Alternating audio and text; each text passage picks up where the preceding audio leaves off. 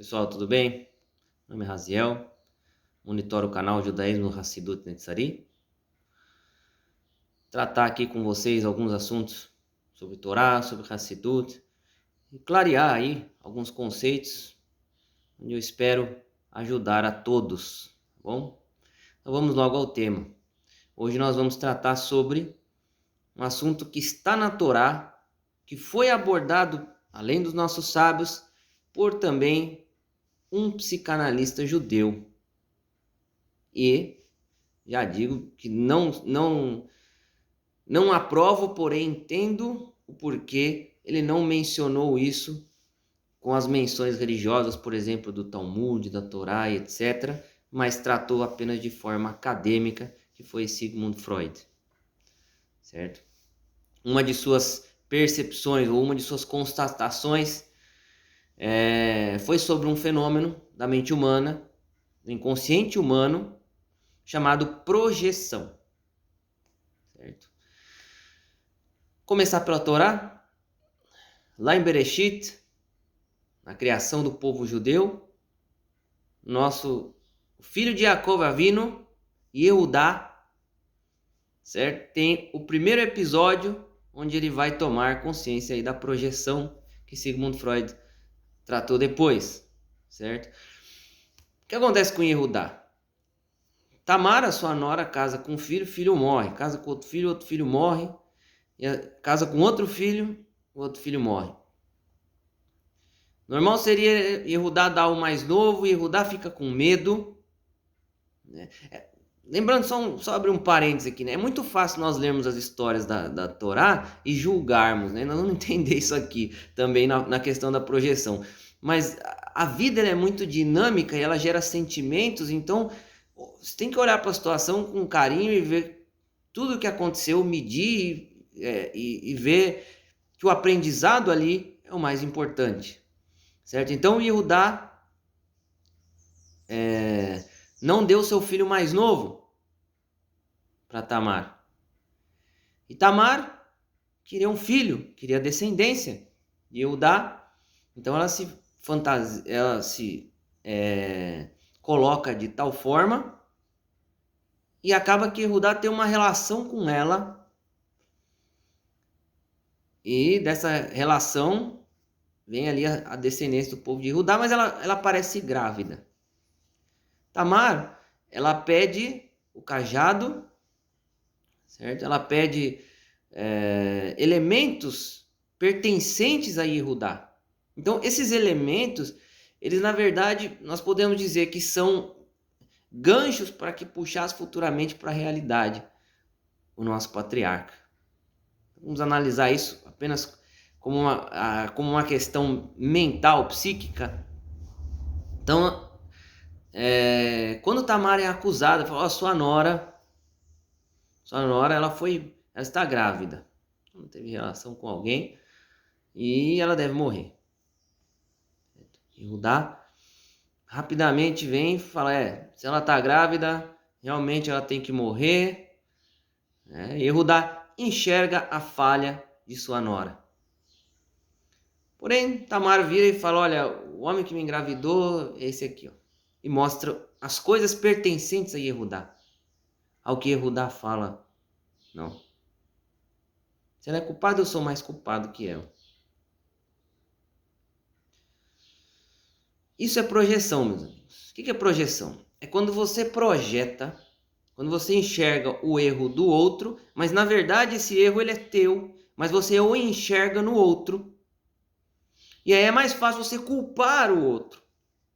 Então a Torá, ela nos alerta sobre isso. Os nossos sábios nos alertam sobre isso. Primeiro a Torá nos dá consciência sobre isso. Por exemplo, em Vaikra 13:45, quando Hashem manda que a pessoa com Tzaraat grite impuro, impuro. Ora, parece que ele está xingando o outro, imundo, imundo, impuro, impuro. Parece que ele está xingando a outra pessoa, mas na verdade,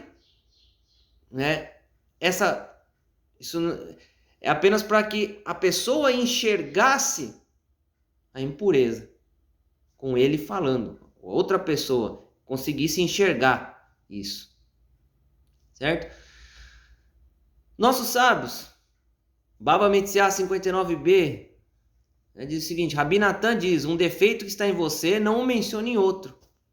O Rabi Natan já deu essa mitzvah conscientizando o povo judeu sobre este perigo do fenômeno de projeção da mente humana. Shmuel diz, se alguém habitualmente afirma que os outros são falhos, ele se desqualifica com sua própria falha. A falha que ele os acusa de ter é, na verdade, a que ele tem. Kedushim 70a. Ora, mas como que é isso? Será que quando eu vejo alguém falhar, eu vi que a pessoa falhou e eu constato esta falha, será que nossos sábios estão dizendo então que, na verdade, essa falha ela é minha? Isso foi o outro que cometeu. Isso seria absurdo. Lembrando, nós não estamos falando em termos meramente de ações, mas de percepção. Então, quando nós percebemos algo, muitas vezes essa nossa percepção ela é rasa e muitas vezes essa projeção nos faz com que nós queiramos nos isentar de culpa e projetamos no outro a culpa. Certo? Então, a Torá ela tem diversos mecanismos que vai nos trazer a consciência. O que é isso? É trazer ao autoconhecimento. A determinar qual é o meu comportamento com relação àquilo, assim como aconteceu com Yehudá no episódio que eu citei. Então, o Rabino Baal Shem Tov, que ascendeu a Hassidut no século XIX, ali, século XVIII, XVII, né? Uns 150 anos ali antes de Sigmund Freud ter publicado qualquer coisa, diz o seguinte: quando alguém vê um defeito em outro, isso é prova de que esse mesmo defeito existe dentro de você. Então, quantas vezes nós acusamos pessoas de serem imorais, mas nós não fazemos absolutamente nada para que a sociedade seja moralmente melhor. Certo? Quantas vezes nós acusamos as pessoas de não conhecerem Torá? Você não conhece Torá, mas você não ensina a ninguém. Você que conhece tanto Torá, você não ensina a ninguém. Então, que projeção de culpa é essa que você está fazendo? Certo? Esse fenômeno de projeção ele é tão complexo que ele pode acontecer também de forma contrária.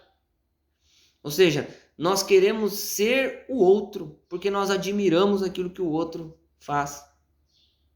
E todo esse vício da perceptivo, porque isso é uma constatação. Certo? Mas todo o vício que vem dessa constatação, ele é justamente proveniente do fato que você não consegue se auto-perceber. Certo? Então você quer voar, mas não sabe andar. Mas você vê o outro voando, então, né? E aí você começa a viver, de fato, uma ilusão. Porque é uma perda de consciência para que você consiga, ao menos, se autodeterminar. Ora, se você vê um defeito na sociedade, é uma oportunidade para você ajudar, não? Reparar esse erro. A Shem talvez tenha te dado essa capacidade assim. Analisa o Rebbe de Lubavitch, por exemplo. Ora, se existe esse fenômeno de projeção, o homem é capaz de percebê-lo de tal forma. Então isso é sinal que Hashem ele fala conosco através disso. Tudo é uma mensagem divina. Certo? Assim também explicou o nosso Rebbe sobre isso. Né? A Yeshua nos explicou o seguinte: aquele que não tem pecado atira a primeira pedra. Ora, por quê? Porque a sociedade que a culpava, onde estava o... Ah, adúltera. Mas cadê o adúltero? Ela foi pego em ato de adultério ou é uma fofoca? Não, foi pego em ato de adultério. Mas cadê o adúltero? E também, né? Tem que ser aprendendo. Por que tá só ela aqui? E outra, eu não sou o cara que deve julgar, né? Avaliar as testemunhas e tudo mais. Não sou eu. O que vocês estão fazendo aqui? Então, quem não tem pecado, ou seja, quem não tem vício na projeção da vida, pode atirar aí a primeira pedra, né? Eu acredito que não, ainda que a pessoa, num ato de falsidade, venha a atirar, a pedra pode atingir o outro no corpo físico, mas ela atinge você na alma. Tá bom? Então, espero que tenha ajudado aí vocês a entenderem e buscarem autodeterminação para seguir passos firmes em Torá, para aprender Torá dentro de sua realidade e para conseguir ajudar as pessoas naquilo que você enxerga, né? E dentro das suas possibilidades também, você não é o salvador do mundo, você não vai fazer tudo, mas dentro das suas possibilidades, conseguir intervir nesse microcosmo, nesse espaço que Hashem deixou para você agir. Deu essa oportunidade para você viver e deu entendimento para você perceber coisas que podem ser feitas. Tá bom? A grama cresce para você cortar. Certo? A grama do seu quintal, ela cresce para você cortar. E quando você corta, as pessoas olham e falam: nossa, que quintal bonito, bem cuidado. Mas se você não corta e fala: nossa, não sei por que essa grama fica crescendo, o defeito está em você.